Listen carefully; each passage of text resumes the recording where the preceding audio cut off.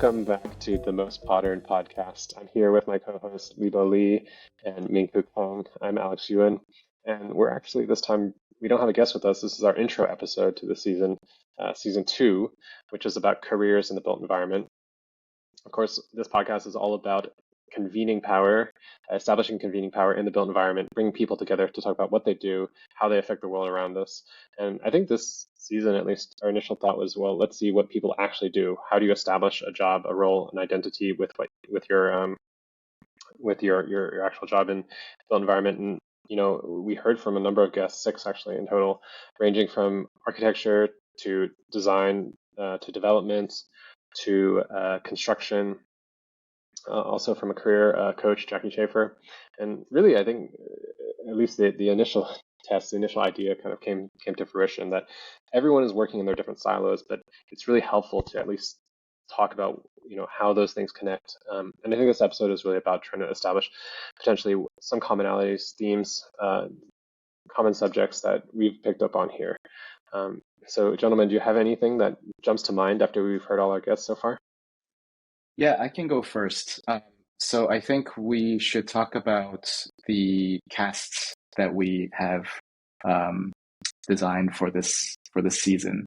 I think we intentionally tried to bring in people in a wide variety that, as you mentioned, Alex, that comes from a different background or works in a different sectors in the built environment, but try to really curate a range of potential career paths that our listeners maybe who are looking to change into a entirely different subject, perhaps from design to construction or design to development, or people who are coming from a construction background who's interested in what the designers do. We try to cast a wide net of people so that they can talk about their experiences thus far.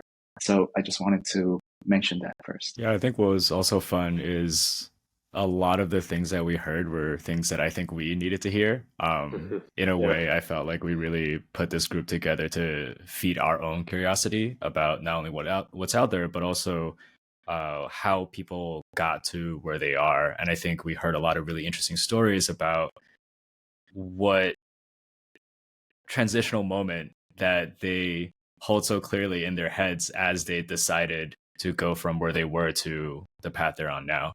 Yeah, I think one of the things that I also want to highlight related to that is whenever I asked about whether they would make any decisions differently when they go back, I was glad to hear that all of them were kind of confident and comfortable in where they were, and they did not regret the decisions they made, or did not, FOMO, like fear of missing out. They did not fear of what they have missed out if they made a different decision at the time. So, which I think gives, our listeners, or even to myself, a bit of confidence that's needed because, even after graduating, you are facing with a wide variety of options in front of you. And you tend to think that if you make one decision, you're kind of missing out on all of the other things, which the episode interviews, at least for me, proven that it's not true. I mean, it can be very fluid, and one aspect of a career can influence and benefit the other change. So that was something good that I took away. I think one thing to note too is we interviewed mostly people who are in their about their mid-career, right? At least 10 years in at the very earliest. And so by this point, you've made a number of decisions. Things have happened for better, for worse, oftentimes involving luck and chance. And like you said, Minkoo, I mean, a lot of our guests really said that, well, I made a calculated decision at the moment, but I didn't necessarily know exactly where it was going to lead. And I think just thinking back to where I was specifically when I was trying to figure out what my career was going to be, I think the real fear was, well, what the fear of the unknown, essentially, the uncomfort with not knowing what something's going to be like. And I think that's daunting for any discipline, for anybody doing anything necessarily. But it may be particularly in the built environment where the stakes can be quite high, and the level of influence that you feel like you need to have some sort of effect on the world around you seems quite high as well. Nevertheless, everyone's doing something in their own capacity, and even if you're making a small difference in a local place, it does. I'm thinking about, for instance, Brandon. he went from working in giant architecture firms, OMA, Henning Larsen, to running his own shop, and his impact is, I guess, in terms of footprint, is much smaller. But I think the sort of the satisfaction he gets out of the work is much greater as well. Yeah, and it seems like, especially when guests kind of recounted some of the decisions that they had, it seems like a common thread was that they felt like they learned a lot, even though the experiences might have been painful. And I think especially Evan, when he talked about Which Evan? Place Taylor.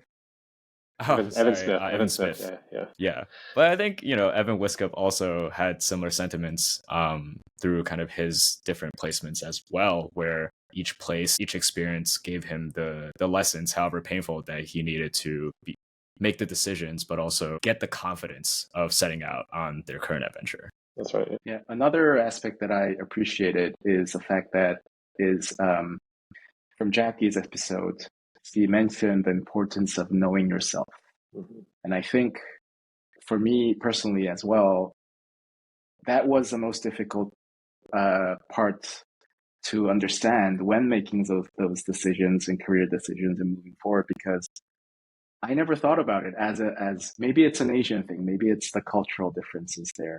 Because in Korea specifically, where I graduated middle school, high school, and went to undergrad, throughout that time, your main focus in middle school and high school is into getting good grades so that you can get to a specific type of university that is ranked high in the list of universities, so that you can get a good job and secure your income, so on and so forth. But and all the know yourself aspects, like trying stuff, like understanding your preferences, what you can handle and what you really can't, that part of the experience or the education is all just lacking in the Korean educational system, and it's all left to oneself, which frankly you really don't get to do it even after you go to universities, Mm-hmm. because you're now stressed under, you have peer pressure, you have the stress that you want to get married, have kids, you're gonna when you're graduating, you need to bring bread to the table. How are you going to do that? So then that leaves us almost no time to think about what I want personally and what I want to do, what I can handle, and so on and so forth. So I think Jackie, and also I think Evan Wiskup also mentioned on this, like it's very important to know what you like and know yourself. What's interesting too is, I think that most of our guests who didn't know exactly themselves coming into their career, like it was through their career and in fact through the work that they did where they found out, okay, this is what I enjoy doing. This is the thing that kind of I feel is part of my identity. This is the thing that I want to dedicate the rest of my life to. And it wasn't something that you come in, to use an architectural term, a priori. You don't know it necessarily inherently. And I think also there's this other factor of you do change too, either you personally or the circumstances around you or just the world around you changes. All three of us I know our careers have been drastically affected by the pandemic, for instance. We're definitely not alone in that. And there's a certain kind of I think satisfaction or peace that a lot of our guests find with kind of adapting to the situation and not trying to force it necessarily.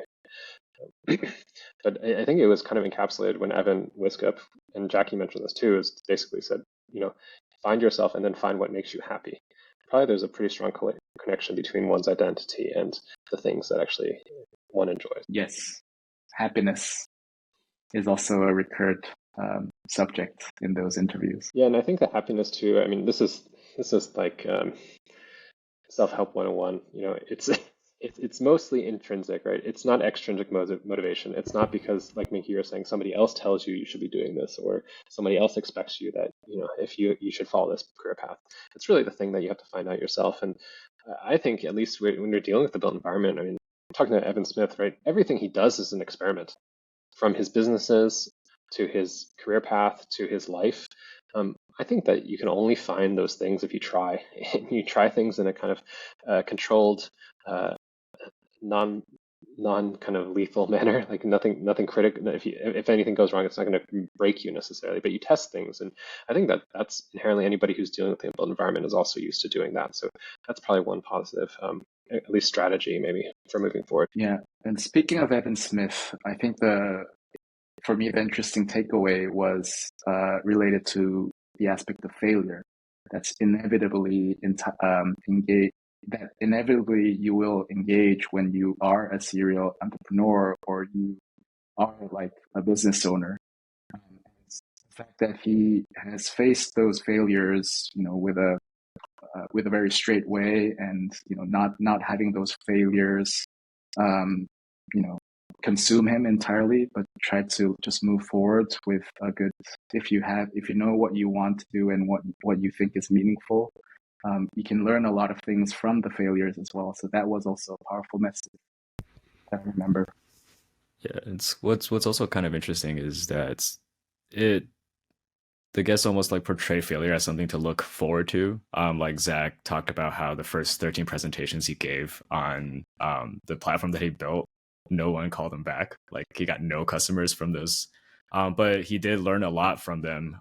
And it's something that I think he continues doing now, to look for those failures, those learning points. And I think something that Andrew said also touched upon that as well, where, one of his big advices to students graduating is that all experience is valuable, right? No matter where you go, what you're doing, just find somewhere where you can learn. And even if it ends up being a failure, it's probably a great learning experience. Yeah, I often say, I mean, like some of the best lessons I've learned are things that, for instance, what not to do or how not to do them because I messed up the first time.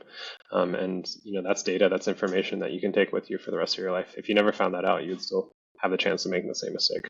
So again, if you can do it in a controlled way, make sure that it's don't bite off more than you can chew, but get nicks and knacks here and there. I think that's actually quite important. Yeah. In terms of mistakes, I mean, I think it's way better when you make mistakes when you're younger than when you get older and when you have certain responsibilities. Yeah, and there's also, I think Andrew Cow was also talking about how, when you're young, you enter into a firm, just you have everything available to you. Everything is new. And so there's always something to learn. And really the biggest impediment is just not putting yourself in the situation to learn. It's actually when you get a bit older, kind of further in your career, when things are a little bit more tight because you're more specialized, your value is more kind of maybe a little bit more decided already. Whereas at the beginning, everything is a new process to kind of jump into. Yeah, you touched upon an interesting point, the value of what one can provide. And I think that value really comes from the person's experience. And I take this measure more seriously now that I have to make contracts with or hire architects, designers, and other professions. The architects are known to present wonderful renderings, amazing visuals. But if that architect lacks a certain experience of actually building it, then you as a developer, you're kind of taking on a risk of something that wasn't proven. But that's only a limited example. So the experience itself, I think, especially when you're young and when you're starting, really nothing can hurt you. Like you're learning from that experience. As long as you're taking responsibility of a certain aspect and you deliver it and have the outcome, you come up with an outcome and you've made certain impact in a certain project, then I think you can own that as a skill set and build upon that. So no doubt. Yeah. But there, I guess, is another side of that, right? Like this came up a few times also. I think that the built environment, like doing construction, is inherently risky. So experience is almost like a proxy against that risk. Like you're working with someone for the first time, right? It's not, say, I don't know, maybe film is the same way, where if you're working with like a new actor or a new director for the first time, right, like it's quite a risky undertaking. But if you're working with Leonardo DiCaprio, right, like you're pretty certain that his portfolio of work at least gets you somewhere. The track record, yeah. Not only his acting skills, you can rely on his crowd and audience that he'll bring. That too, So yeah, but I think Evan Smith talked about this a little bit, where I think at Place Taylor, like whenever they needed someone that had a certain skill set, he would just hire them. And I think one learning that he talked about was that in his new venture, he's looking to not bring those skills in-house on the first get-go and maybe try to get them through a consultant or a contractor and something like that. So it's interesting maybe that when you're trying to assemble something new, maybe something that hasn't quite been tested and proven, that there is a level of risking that you're already doing that, potentially you can't just go out and look for someone that has what you need. I mean, one of the things that just happened to happen with our guest list is um, 5 of the 6 guests went to architecture school. I'd say only one of them is really practicing architecture and sort of what society thinks of as an architect solely. Others have Hmm. branched out into other fields, which I think is perfect and demonstrates like, yes, you can do other things with your design degree. I think it's not, you can't just transfer them right away. You actually have to apply yourself and to, this over the course of a period of time, you might get to a different place. Um, but one thing that I think everybody sort of mentioned is a lot of what you can or can't do within the built environment is still based on running an effective business. And I think most of our guests worked for people who maybe they admired their business, or maybe they felt that actually their experience as an employee within the business was actually quite stifling because the business itself wasn't run well. And now they're motivated to, in their own terms, define what a good business is. I'm curious what you both think in terms of how business, well, should be considered within the built environment, knowing that, yes, the point of a business is to make money, yet, there can be other factors when it comes to building, other creative values, other sort of societal values that come out of making buildings, making spaces, making places. And if anything that we heard on our conversations changed the way you thought about the relationship between business and development of places, design of places.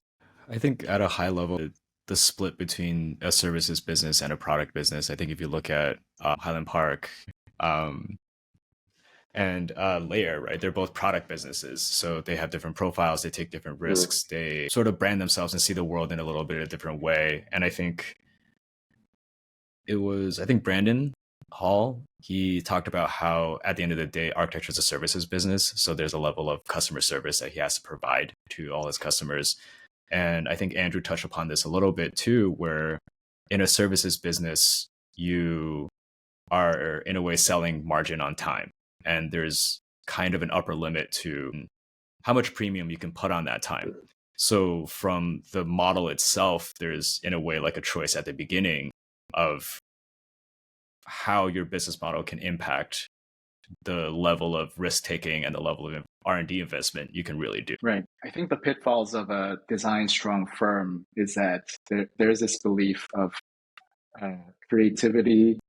Creativity goes up as much as you put in the time, which can be challenged by all the AI tools around you. But I also, it's a difficult question because I also think that you need to put in a certain amount of time to make a truly interesting design, because it's difficult work.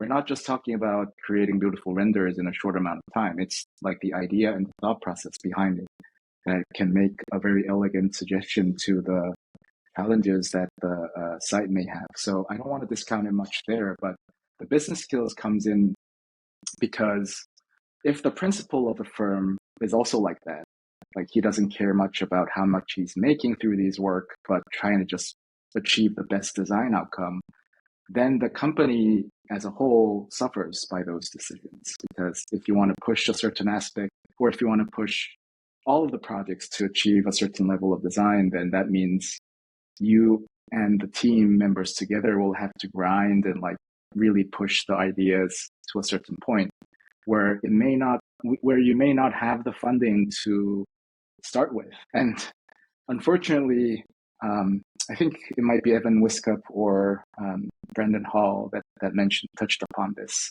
that the upfront fee that allows an architecture firm to explore in different design options has the lowest amount of fee engaged with it. And the fee gets increased when it gets closer to completion and delivery.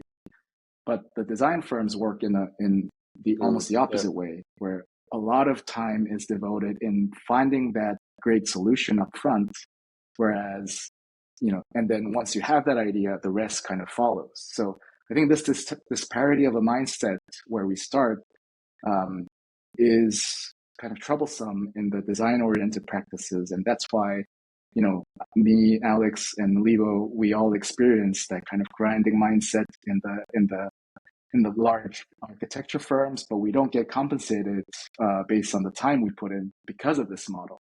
So I think it needs to be challenged, but I don't know if it's unionization that will help to do that, or I think it needs to be a different set of mindsets where the principal of the firms, if the clients come to you to ask about your fee structure, I think where you want to allocate more of your time, because they're not going to tell you how exactly to use your time and team to deliver a certain thing. Because of that lack of mindset, I think, and the lack of business mindset, you just agree to a certain percentage of time that's coming from the AIA standards or whatever, that has a higher allocation on the end part of the project. But you're actually a design firm that needs to have a lot of time upfront to do that work. So you're creating this problem for your own, and then because you are the principal, these kind of pressure and the work itself gets to the end interns or the junior architects who end up grinding their life to achieve this design standard. So I think the principal level or the management level needs to be a little bit more intelligent about how to deal with these things, and in terms of contracts and or things even like just that. more creative. This is another thing that started to come up. I mean, inherently, architects, even developers and planners and contractors, right? Like there is a level of creativity that is required in these disciplines because we're dealing with real things. Why can't that creativity be applied to the business as well as the actual work? That's something that I felt was also, it's been in the back of my mind for a long time, and I think it seems like if we look at this sort of tranche of people, this slice of people that we brought in who are of a similar kind of age group within 10 years or so, it seems like there is more and more impetus to say, okay, there are certain things that may have worked before, or they simply just don't work for me, and I need to figure out a way to make it work for myself so that I can live the life I want to live. That's what Evan Wiskip was talking about, for instance. And I think that's incredibly empowering. I think that the more examples out there of people who are doing it their way and succeeding, doesn't necessarily mean it has to be a precedent for other people to copy, but it can demonstrate that there are other ways to do things. I always think about how when the 4-minute mile was broken, no one had ever run a 4-minute mile in history, and then the moment it was broken, like within the next year, several people ran the 4-minute mile. Right? It was like just the ability to do something that no one ever thought was possible. Really kind of was a watershed moment for a lot of people. I feel like there's a similar thing that could happen in the world. And I think, Minkoo, your comments are interesting, given your dual status as a developer and a designer. Are you saying that you think that your developer colleagues should be open to allowing designers more kind of upfront time and cost actually on the design side? Yeah, to a certain extent, because it depends really on the project type. If it's a project that has a larger density, no, even with, it's not about the scale. I think it's the ability of the architects basically to tell your clients and the developers what they can do within this limited amount of time, and if they need additional to come up with a better idea. I don't think any of the developers would say no to that. The developers, the worst fear, at least for me, from what I'm seeing, are surprises in the fees. So if you agree upfront on a certain fee, and then there are, because of X and Y and Z changes, if you get charged like 15-20% more than that, that's a surprise. But whichever way that the company chooses to use those funds, and when it gets billed, as long as those are agreed upfront, I don't think there will be any developer necessarily forcing the architect team to spend less time upfront, because there are sophisticated developers out there who has been in the industry for a while. I mean, of course, there are developers who just wants to have the cheapest design, the quickest, the fastest, the cheapest construction method as possible. But I mean, to that point, maybe finding the right client could be a good start. But there are also developers out there who can be flexible as long as there are no surprises. I think also what's pretty interesting, to Alex, your point about like exploring new things and doing things without a precedent, is that you, Minkoo, Evan, and Andrew, to a certain extent, have started looking at development kind of design upwards. And I don't know if you guys have seen this chart. I think it's a pretty classic chart that goes around where there's like two lines. One is your ability to change something and the price of that change. So in the beginning of a project, right, you have high ability to change things, but very low impact on what that change does. Like on a spreadsheet, you can add some rooms, subtract some rooms, very little impact, right? But if you're going to add rooms at the end of a project, that's near impossible when the walls are up. And in a way, development has a lot of creativity to it. And for you guys, like especially knowing the design process, being able to see what's possible in that beginning and being able to inject that creativity into the performa, like it almost collapses that stack where you're already doing some of that kind of early schematic design while you're probably thinking about the project. Yeah, that's my basically my elevator pitch for designing and developing at the same time. It's just when you think about the actual implementation process, which is what the developer's role is. They're not the ones doing it, but they're making sure everybody else is doing it. The architect's designing, the contractor's building, the city's giving them the permit. If you think about that process, you can then kind of reverse engineer how the design process would best fit within that kind of larger set of operations. And I think that there's a couple of our guests actually touched on ways that we could make things more efficient. I mean, we had this great conversation with Andrew about, I called out that he was talking about efficiency over and over and over again, and he had this great response, which is efficiency is not about making things cheaper. It's not about making things kind of more standardized. It's simply about actually taking back time to work on the things that we want to work upon. And I think that if you look at what Zach is doing, basically making the role of the architect's job faster and easier. And I was incredibly impressed by the way he was so passionate about that influence that he's making, right? He's not designing things per se anymore that go out into the world, but he's making it so other people can do that better. I think that there's a role for people who also want to do that in the world. And collectively together, then change can also happen. Yeah, and I think that's why there are many designers who are unhappy with their current situation, trying to move on to development, because there is this huge overlap between the early work that the architect does, which a lot of people find joy in doing, and the early work for a developer. There is this overlap. It's inevitable because the developer needs to understand footprints, what can be on there, and so on and so forth. But where the developer loses money is when there is a very quick, simple decision that was made up front without thinking about alternatives or better options, and that decision sticks throughout your zoning and permitting phase. And then when you get to build it, suddenly there are these kind of realistic constraints, physical constraints that you can't deal with, and you have to change design. That's when really things get off control, because you don't know how much cost implications those would bring, and you're too late in the game to change or refund or recapitalize things. So that's only on the practical side. I think on the creativity side as well, you're just losing a lot of time and time where you can make things even much more interesting and much more viable and entertaining and activated. And those thinking should happen upfront where there's less responsibilities or less attachments or less commitments that the developer made for that project, where you can be more free when the developer can also think about it more freely. When you romanticize about the idea, I mean, that's when you really want to have all those ideas on the table and review it together, and even bring the community and the city to review it together, so that you can really have a good solution that works for everyone. So that's where I see a lot of overlap happening in the creativity side between the architects and the developers, and that's why we need to kind of find a better way, as to Alex's point, to enhance that quality and make it better upfront. Unfortunately, though, there is a sort of reality to that came up, which is, whatever we do takes a long time. I think Brandon was talking about, if you stay on a project in a firm, you could be at work on the same project for 6 or 7 years.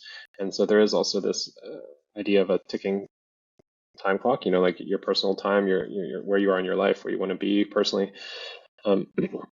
So I actually think that one of the major themes about this whole subject. Careers is actually time, the time it takes to make a project, the time it takes to learn your skills, the time it takes to figure out yourself, the time we can save by using new tools and entering and having kind of different ways of thinking about things. Libo, as someone who engages, I mean, you are one of the most efficient people I know, to be honest. You really, really are. As someone who who looks at every opportunity as a one to kind of set a world record in terms of laying out so many floor plans in 1 year, or getting your tasks done so quickly so that you can move on to other things. Where do you see opportunities potentially for time to be taken back potentially within the design, development, implementation process? So, thank you. Very, very humbling. But I think there's probably like three major things. I think one is what Andrew talked about, efficiency in taking back time. So looking at all your activities and like what are you wasting time on that you can maybe do better in order to spend more time on the things that you want to do. I think another one that Andrew and Brandon touched on is getting kind of your reps in, right? You could be at a firm working on these slow projects, you get 1 rep, maybe 2 reps, or you can go somewhere that's might be doing things at a different scale, but you're going through the project process much faster and you could get 10 to 20 times those reps. And I think the last thing really is impact, right? Like, what is the impact of what you're doing? And I think maybe, to your point, Minkoo, like the experience that we all had grinding in design, ultimately, if all that time had a matching impact, maybe we wouldn't have been so miserable, right? Like, it's seeing that the 9 options you produced only ended up with half of one, right? What's the impact on the other 8.5 that you spent so much time on, right? There's really no impact there. So how can we, before we decide to do those things, figure out whether this will actually have an impact on the outcome? But just to play devil's advocate, I mean, some might say if you limit yourself at the beginning, you never know what happens, right? So if you limit the opportunities you have, but I mean, I think clearly to be a devil's advocate for that statement too, there's just a lot that can go on, and I think that there is a moment within the entire building industry. It's not just design itself where things need to be more efficient. Like if we want to make things more sustainable, if we want to make them cheaper, if we want to make them more accessible, the labor that goes into it needs to be more efficient inherently, right? And so maybe it's not about having the absolute best option every single time, the perfect option, but it's about having the one that works the best and that thing can actually make a difference by getting built. Yeah, what would I say? Like, perfect is the enemy of good, right? There are diminishing returns to continuing to try to get that last 5%. And the other thing is, I think something that needs to be said too is like we're dealing with something that these projects are huge, right? Like you talk about airports often measure themselves in terms of their importance based on the number of travelers that go through them. So an airport is oftentimes this kind of like signature or high-profile project that an architect might undertake. The influence that project is going to have on people is going to be ginormous based on the traffic. So you can have millions of people who go through that airport every year. Not every single one of those people is going to have the same impression of that airport. Like they're going to probably have vastly different perspectives. In fact, some are going to love it, some are going to hate it. Some people who work there are going to really enjoy it. Others are going to say, I want to go somewhere else, And so I think what's also nice about our work, and I think this came up in a few conversations, was how open, how nice it is to see like people actually occupying your work and enjoying it, but also knowing that some people just might think differently than you because they're different people with different perspectives and different values. And so what is perfect is just also impossible to define because everyone's going to have a different way of measuring that. Yeah, and that's also the whole point of this podcast, is to communicate among different entities, different professionals, so that we can come up with kind of a shared value of things. And I think to just going back to the efficiency issue, when we were producing those designs, when you think about it on the perspective, we were kind of siloed within only the architecture realm, and we weren't necessarily the decision makers. So we were making basically options to help people to make decisions, but those options, of course, are meant to be filtered. So which makes me question then, why do you need to have so many people producing options that you're not going to use from the first place? I mean, technically, the decision makers can already have a decision made and tell you to do something that will be impactful and useful for that decision. So, I mean, it's a complex question, but I think there is a certain limit to a point where, you know, your work is important and your work is validated versus, you know, when it just goes straight to the trash bin and all the late hours and all the grind and sweat and tears just gets wasted. So I think there's a fine By the way, line. that happens like for non-architects too, right? You can have failed development projects. You can have projects that don't go through construction. But I think there is also a conundrum because if design is really making something that never existed real, you do have to try to bring new things onto the table. So sometimes breadth is really Yeah. critical instead of just focusing on just a few options, you know. And I think that there's also the human aspect, which is it's very easy to kind of get obsessed or enamored with one option and pursue it for the wrong reasons. I think there's a lot of building out there that I'm sure at the time it was built, people thought, wow, this is pretty awesome. And then you look at it 60 years later and you're like, oh my God, this is terrible, you know? So like there is also responsibility involved in actually going through the proper steps and making sure that your work checks out. I think that maybe one of the issues though is that the values that we're assessing, whether something's good or bad, it's just not necessarily, no one can agree on it right now. And it can be quite maybe siloed or kind of specific based on which entourage you're a part of, which kind of group you're part of. And actually just knowing some of the guests personally, one thing that I think is quite interesting is those who, and they even brought it up, a lot of them are married to non-architects. You know, they actively solicit feedback from people who aren't doing their work, which I think is also really critical. Being able to understand how other people look at your work. That's a way of establishing empathy, and I think it can only actually influence positively one's own practice. Yeah, and I think that also raises an interesting point about how the end user thinks of how you're thinking about a project. And I think in a way, this goes back to a different type of risk taking and different types of businesses. Is like, even though you're producing those 9 options, you're in a way getting paid for those hours. You're not taking the greater risk of doing, in a way, unpaid work. Whereas like for Zach, right, he has a roadmap. He has all these features that he thinks users will use that will bring, more revenue, help later sell better.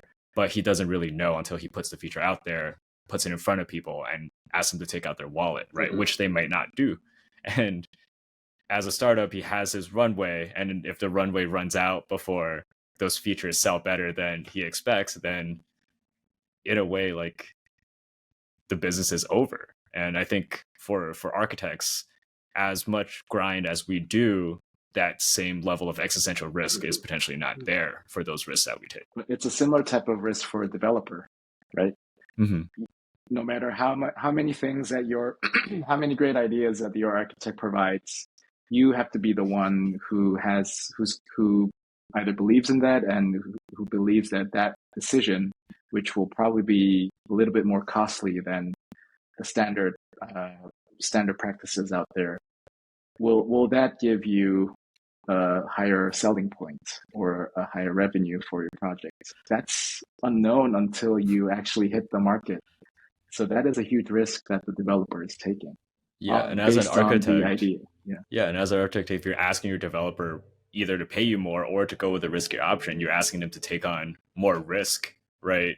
And it's an existential risk for them. So in a way, like you're shielded from that decision as a service provider when they're the ones who might be sweating when you present them with these outrageous options that they know are going to be expensive. Yeah, and I mean, in any enterprise, whether it's developing a building, starting a business or finding your own career, the goal, of course, is to maximize reward to risk.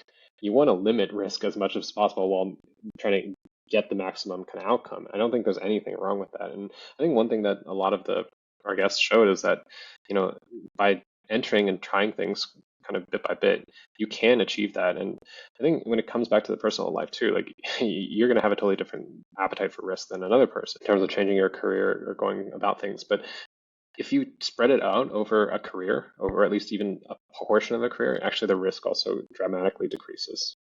I think Andrew he moved from basically he went from architecture to WeWork to CBRE to Herman Miller. Like if you had just said, I'm going to move from an architecture firm to office to Herman Miller and then some of the things that he's thinking of now, like it would have seemed very risky, but over the period of several years, it actually seems kind of natural. Yeah, but as Evan Smith also mentioned, you Yeah. need to take the risk if you want to have a higher return. Yeah, and I think maybe that's one of the things that is really admirable about the decisions that our guests have made kind of in their mid-career is that they're willing to take what seems to be a great risk because they have all of these experiences that in a way make them feel like this is in a way not the riskiest decision that they have to make. It's a decision they must make in order to be happy, in order to build something that they're proud of, in order to put something into the world that fulfills their dreams. And yeah, I think you only get there by actually questioning sort of things around you, not necessarily criticizing it, not necessarily saying this is bad, but just saying this is not for me. This is not the thing that I value. And a lot of us, especially young people young in your career, you go into an office and this is how things are done. That's the MO, and you expect that to be kind of like, okay, I guess that's what I should do. Or I think it starts even earlier in design school. But I would hope that our listeners also take away with this idea that it's okay to think about what works best for you. It doesn't have to be simply because your neighbor or your professor or someone you looked up to did it a certain way. Things will change. And I think especially if we consider, I would not necessarily say for anybody younger than me to model their career after any one of us, because I also think the world has changed around us. And, people in different generations have different kind of they've spent more time doing different things. We talked with Zach about how some of his software actually allows his users to sort of go across different generations. So some users who are more used to using CAD or using Rhino are able to dialogue and actually collaborate with others who are using other kind of slower forms of software. So I think there is a generational divide also inherent within the built environment, just kind of in terms of styles, in terms of processes, in terms of actually levels of risk, which is tied to sort of the economic climates that we've all grown up in. And so one has to sort of define themselves within a more, I think, defined spectrum than simply I am an architect or I am a developer or I'm a contractor. So we're nearing the end of the time that we have. I wanted to make just a last remark from my end. So for me, I think many interviewees that we had in this season, they were just saying, dive in and see what happens. And I want to add to that saying, you shouldn't be really disregarding the gut feeling that you have. And I believe everyone has that feeling when it comes to decision making. And the gut feeling for me is a accumulation of all the experiences that you had in the past. And your mind and body makes the decision for you. And you're trying to rationalize what will come after once you make the decision, or what you will be losing after making these decisions. But I think you are the one who knows the answer, and I will just, I haven't regretted following my gut feeling. Whenever I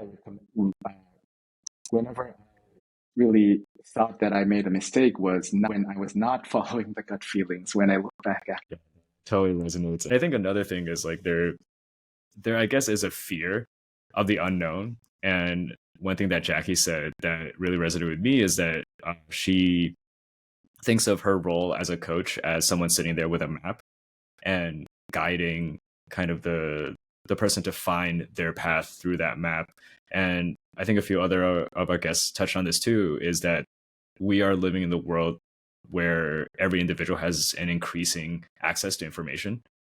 So in a way, like the answer is out there, right? And that's part of the reason why we're creating this podcast, is to help provide maybe a piece of that map of what's available out there. What are these experiences that other people have, so that when you do get that gut feeling of like, oh shit, like maybe this is not for me, that maybe it's not the unknown and there is some maybe illuminated patch of forest that you can guide yourself into. Libo, like you said, all the information's out there. At least these conversations are happening actively, and it's really up to an individual to find those things and be, listen in, essentially. I'm a huge proponent of learning to listen to things at 2 times speed, because you can literally listen to twice as much. I'm also a huge proponent of taking walks That's and efficiency listening right to there. things at 2 times speed at the same time, because it's good for your health and good for your well-being, as well as good for your mind. But I think too, I would just say, like, people who are doing with the built environment are inherently people dealing with synthesis. They're all about taking things from one place or another and putting them together to make something new. And so if it's really about constructing your career or designing it, as we touched on in one of the episodes, I think you have to see what's out there, in the same way that if you're designing a house, you have to see what materials are out there. You have to then pick the right ones. If you don't know what's in the catalog, or what even hasn't been thought of yet, then you're just going to go based on defaults. And I don't think that's anything that we would want to do when it comes to creation. But I think to me, the whole set of conversations we had has been really eye-opening. Even as someone who has gone through a lot of ups and downs in their own career, but looks forward to, in fact, I think I now look forward to more of the ups and downs too, knowing that, like, at a certain point, the goal is to keep going up, but there's going to be local variability. I think Evan Wiskip was talking about how he grades every single day, and some days are bad and some days are good, but on net, on average, he's trying to actually go higher and go up. And I think that one thing too is really valuable, is actually taking recording indicators like that. They could be numbers, but they could also just be feelings, and saying, okay, at this point in my life, this is how I felt and this is what I wanted. And then when you go and it's time to make a change, you can actually look back and say, oh, this is pretty good. I actually changed quite a lot, and it's important. I mean, it reminds me of one quote that I love, which is from Ray Dalio, the investor. He says, if you don't look back a year ago today and say, wow, how stupid was I then you haven't learned enough. I think there's a worry that we're going to constantly think that it's not okay to not know everything. But I think what's really more important is it's not okay to not want to know more. And I think that, like you're saying, Minkoo and Libo, like, the hope for this show is essentially to bring some of those ideas out there. So we hope people actually enjoy and learn from them as well. Well, with that, I think that's a wrap on this intro episode. Of course, we'll be rolling out the episodes with all of our guests over the coming weeks, so stay tuned for more, and get ready for season 3 coming up shortly after that.